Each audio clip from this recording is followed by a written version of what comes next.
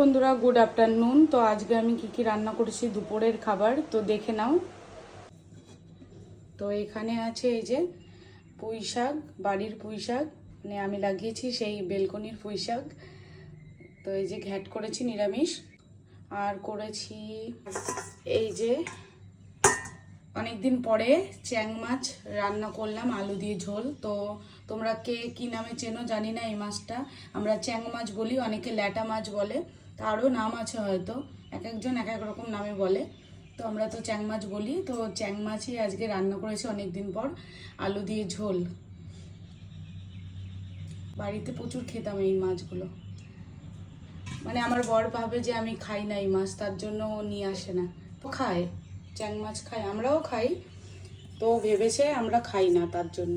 তো আর এখানে একটু ওই উচ্ছে ভাজা করেছি, দুটো তিনটে উচ্ছে ছিল পরে, ওইটাই কেটে ভেজে নিয়েছি। আর এখানে আছে ভাত, বাড়ির জমির ধানের চালের ভাত, যে গরম। তো এই হলো আজকে রান্না বান্না। কেমন হয়েছে বন্ধুরা অবশ্যই কমেন্ট করে বলো।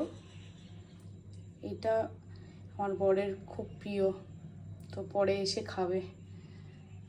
এই মাছের ঝোল, পুঁই শাকের ঘ্যাট আর ভাত হয়ে যাবে। আর উচ্ছে তো অল্প, তাই আর কিছু বলছি না।